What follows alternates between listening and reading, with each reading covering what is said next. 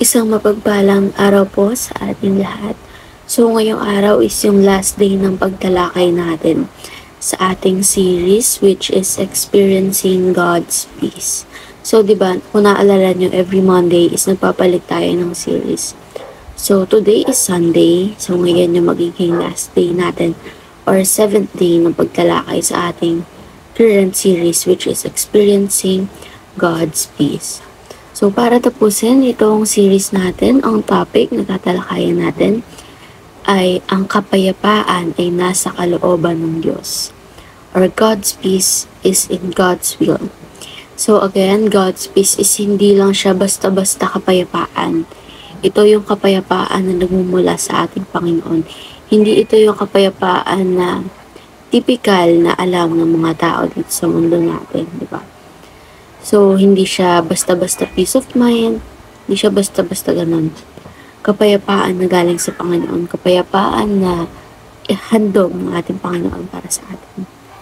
So, para mas mapalawak pa itong talakayan natin, or in connection to our topic for today, ang Bible verse na ating tatalakayin ay ang Acts chapter 16 verse 25. In English Standard Version. The Philippian jailer converted. About midnight, Paul and Silas were praying and singing hymns to God, and the prisoners were listening to them.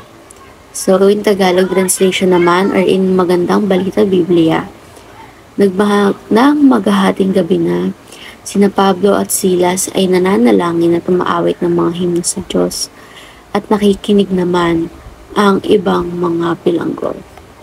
So, this part ng ating Bible verse ng Acts chapter 16 is may story behind this na kung paano umabot sila Pablo at Silas doon sa mga prisoners na yon, kung bakit at paano nakikinig yung mga prisoners sa inaawit nilang mga hymno sa ating Panginoon.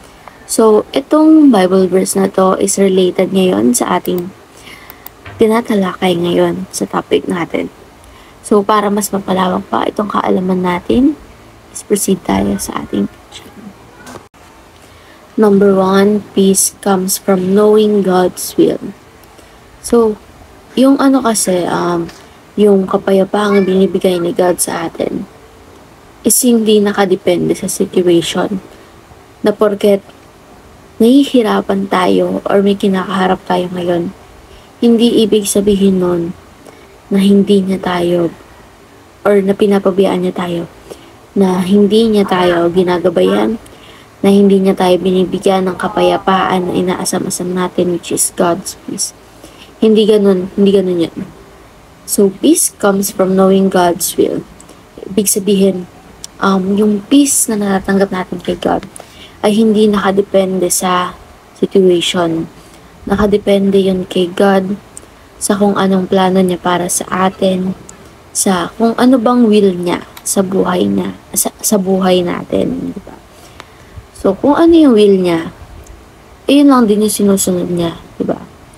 So, hindi ibig sabihin na nakakaranas tayo ng mga pagsubok sa buhay ay hindi na yun parte ng will niya, na hindi na niya tayo binibigyan ng kapayapaan at ginagabayan.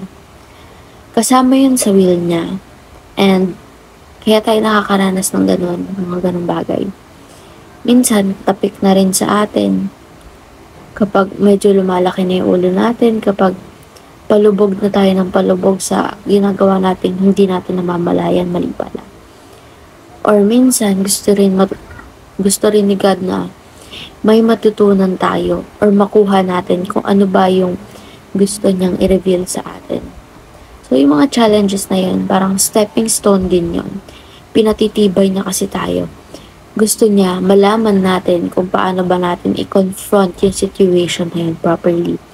So that kapag naulit, di ba, at least alam na natin, ba? Hindi na tayo yung parang baguhan dun sa situation or sa sistema. Kaya nga sinasabi, di ba, start them young. So, mas okay na sa simula is naghihirap tayo.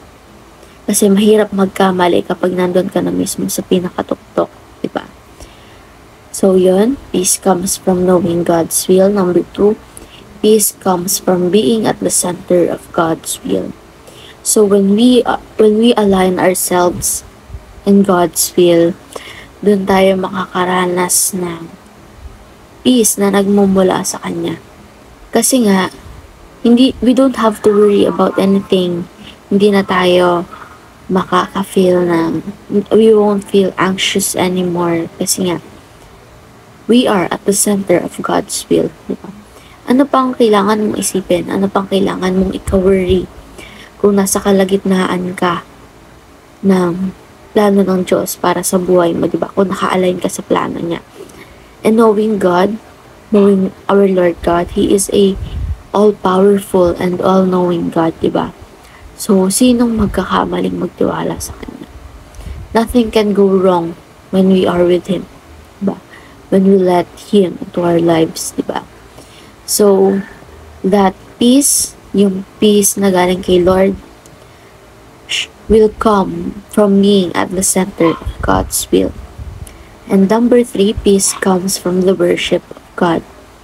So, ito, every week, nakakapag-worship ako, di ba? So, andun yung peace. Kumbaga, matuturing mo na rin kasi na tahanan. For example, ako, busy talaga ako, busy person sa bahay, sa school. Tapos may mga outside commitments pa ako. So, ang ano talaga, yung sa mga free day ko, isa doon yung Thursday, which is church day. Tinuturing ko pa rin siyang free day kasi nga, kapag nasa church ako, parang I feel at home. So, kapag nasa church ako, ayoko nang, kumari, may kaaway ako, may iniisip ako, or may kasamaan ako ng loob. Kasi nga, tinuturing ko rin yun na pahinga ko. Baga, doon ako nagdodwell sa Kanya. And parang, name-meditate ako kapag nasa church ako. And ano bang ginagawa sa church? Nagsiservice kay God. Nagsiservice, nag-worship, diba?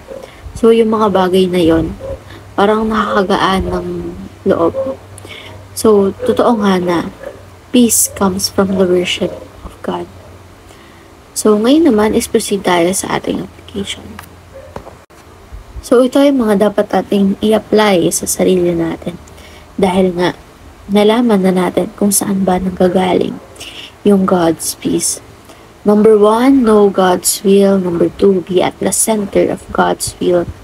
And number 3, worship God regardless of the situation.